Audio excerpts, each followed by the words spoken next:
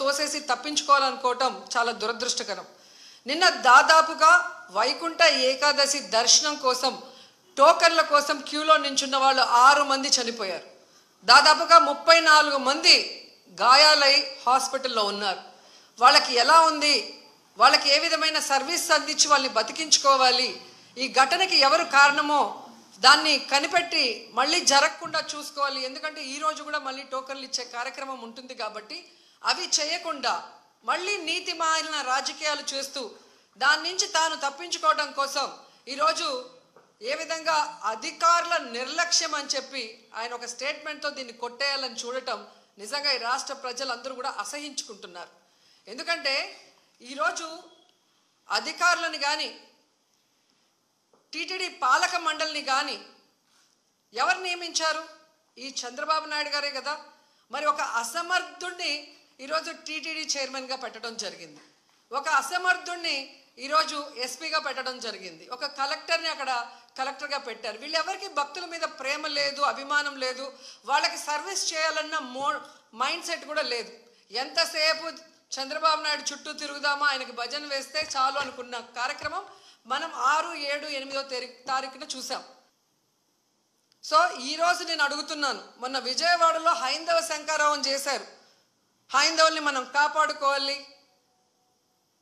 మరి ఈరోజు ఇంతమంది హైందవ భక్తులు చనిపోతూ గాయాలవుతుంటే ఎక్కడికి వెళ్ళారు ఈ పీఠాధిపతులు?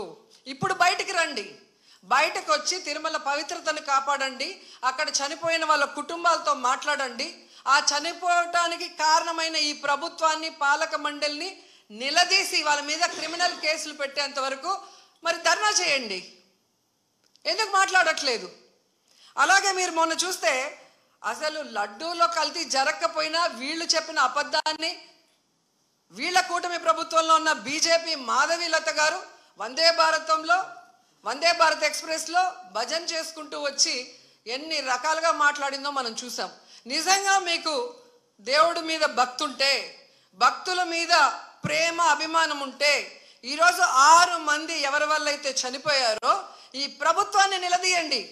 ఈ ప్రభుత్వంలో ఎవరెవరు ఈ చావుకు కారణమయ్యారో వాళ్ళందరి మీద మోడీ గారికి చెప్పి క్రిమినల్ కేసులు పెట్టించండి.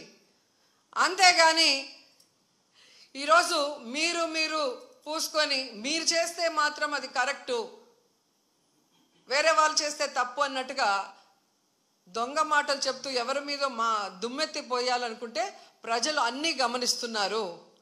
అండ్ మనకొక సనాతన యోధుడు తిరుపతిలో ఆయన డిక్లేర్ చేసుకున్నాడు, నేను సనాతన యోధుణ్ణి, హిందువుల పక్కన నిలబడుతున్నా, హిందువులకు ఏదైనా జరిగితే నేను ఊరుకోను అన్నాం.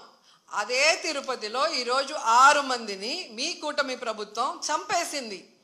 దీనికి మీరు ఏం ప్రాయశ్చిత్తం చేస్తారు? చంద్రబాబు నాయుడుతో రాజీనామా చేయిస్తారా?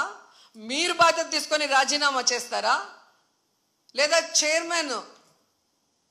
టీటీడీ చైర్మన్తో రాజీనామా చేయిస్తారా? హోంమంత్రితో రాజీనామా చేయిస్తారా? లేదా అందరూ కలిసి కట్టకట్టుకొని రాజీనామా చేస్తారా? మీ అందరి ఫెయిల్యూరే కదా ఇది. నిజమైన సనాతన యోధుడివైతే ఇప్పుడు రా, వచ్చి మీ ప్రభుత్వంలో ఎవరెవరి నిర్లక్ష్యం వల్ల ఇది జరిగిందో వారందరి మీద క్రిమినల్ కేసులు పెట్టించుకోండి.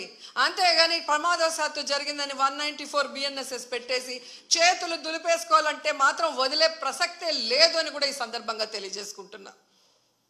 అండ్ చంద్రబాబు నాయుడు ఆయన లెగ్గు మహత్యం ఏంటో కానీ ఆయన ఎప్పుడు అధికారంలోకి వస్తే అప్పుడు ఈ రాష్ట్రంలో మనం ఎన్నో చావులు చూడాల్సి వస్తుంది.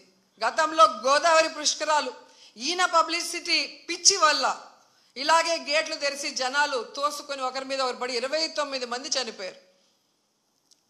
మొన్న ముఖ్యమంత్రి అయిన వెంటనే ఈయన నిర్లక్ష్యం వల్ల, ఈయన వైఫల్యం వల్ల దాదాపుగా విజయవాడ వరదల్లో 60 మందికి పైగా చనిపోయారు. మళ్ళీ ఈరోజు చిత్తూరు జిల్లా కుప్పంలో ఉండగానే 6, 7, 8 ఉండి పోలీసులందరినీ తిప్పుకొని ప్రజల్ని గాలికి వదిలేశారు. మానిటరింగ్ లేదు, ఎన్ని లక్షల మంది వస్తున్నారు, వీళ్ళకి ఏం సదుపాయాలు చేశారు, వీళ్ళకి ఎలా టోకన్స్ ఇస్తున్నారు, ఎక్కడ క్యూ లైన్స్ ఇచ్చారు అనేది ముఖ్యమంత్రి పట్టించుకోడు, చైర్మన్ పట్టించుకోడు, ఎస్పీ, కలెక్టరు, అలాగే ఎండోమెంట్ మినిస్టర్ ఎవరు పట్టించుకోరు. బాగా జరిగితేమో మా గొప్పతనం 30 years ఇండస్ట్రీ 40 years ఇండస్ట్రీ అని గొప్పలు చెప్పుకుంటారు. లేదు అంటే గత ప్రభుత్వ వైఫల్యం లేదా అఫీషియల్స్ వైఫల్యం అని ఎప్పుడు ఎవరో ఒకరి మీద దుమ్మెత్తి తప్పించుకోవాలన్న ప్రయత్నం చేస్తున్నారు.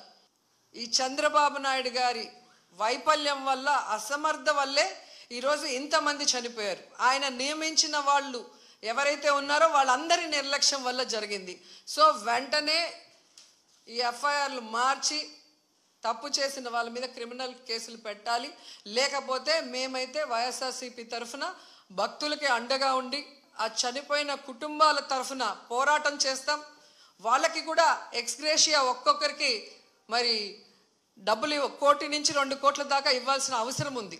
ఎందుకంటే మీ వల్లే వాళ్ళు చనిపోయారు, వాళ్ళ నిర్లక్ష్యం వల్ల కాదు. అలాగే గాయాలైన వాళ్ళకి 25 లక్షల రూపాయలు కూడా ఇవ్వాలని డిమాండ్ చేస్తూ, నాకు తెలిసి ఇంతవరకు తిరుమల చరిత్రలో ఇలా వైకుంఠ ఏకాదశి కోసం దర్శనానికి వచ్చిన వాళ్ళు చనిపోయిన దాఖలాలే లేదు. అలాంటిది ఈరోజు 6 మంది దాకా చనిపోయారు అంటుంటే, ఆ కుటుంబాలు టీవీల్లో చూస్తుంటే వాళ్ళు ఏడుస్తుంటే మనసు ద్రవించిపోతుంది. కానీ ఈ కుటుంబ ప్రభుత్వానికి ఏ ఎమోషన్ లేదు, ఏ బాధ లేదు. ఎలా తప్పించుకుందామా, ఎవరి మీద తోసేద్దామా అన్న ప్రయత్నమే వీళ్ళు చేస్తున్నారు. మోడీ గారిని డిమాండ్ చేస్తున్నాం, మీరు దీని మీద సీరియస్గా ఎంక్వైరీ చేయించాలి. తప్పు చేసిన వాళ్ళ మీద క్రిమినల్ కేసులు పెట్టి వీళ్ళని లోపల పెట్టాలి. అలాగే హైందవ శంకరావం చేసిన ఈ మఠాధిపతులందరికీ చేతులెత్తి నమస్కరిస్తున్నా, ఇప్పుడు బయటకు రండి. బయటకు వచ్చి ఈ హైందవ ధర్మాన్ని నమ్ముకున్న భక్తుల్ని కాపాడుకోవాల్సిన బాధ్యత మన మీద ఉంది. అలాగే తిరుమల పవిత్రత కాపాడాల్సిన బాధ్యత మన మీద ఉంది. అలాగే భక్తుల చావుకు కారణమైన వాళ్ళని శిక్షించే విధంగా మనం పోరాడాల్సిన అవసరం కూడా ఈరోజు ఉంది. కాబట్టి మీరందరూ బయటికి రావాలి, మాట్లాడాలని కూడా కోరుకుంటున్నాను. భక్తుల సేవలో ఉండకుండా చంద్రబాబు నాయుడు సేవ కోసమే మీ టైం కేటాయిస్తున్నారని నేను అడుగుతున్నాను. దీంట్లో కల్ప్రిట్ ముఖ్యమైన వాడు ఎవరంటే జేఈఓ ఇన్ఛార్జ్ ఈఓగా ఉన్నారు వెంకయ్య చౌదరి. వెంకన్న దేవుడిని ఆయన చేతికి చంద్రబాబు నాయుడు ఇస్తే ఈ వెంకయ్య చౌదరి ఈ టీటీడీని ఏం చేస్తున్నాడో అక్కడ మీరు ఒకసారి ఎంక్వైరీ చేస్తే మీకే అర్థమవుతుంది. టీటీడీని ఈరోజు టీడీపీ ఆఫీస్ లాగా తయారు చేసి ఈరోజు భక్తుల సేవ కన్నా టీడీపీ వాళ్ళ సేవలోనే వీళ్ళు తరిస్తున్నారు. ముందు ఆ జేఈఓ వెంకయ్య చౌదరిని అక్కడి నుంచి తీసేస్తేనే ఆ తిరుమల ప్రక్షాళన అవుతుందని కూడా ఈ సందర్భంగా తెలియజేసుకుంటున్నాను.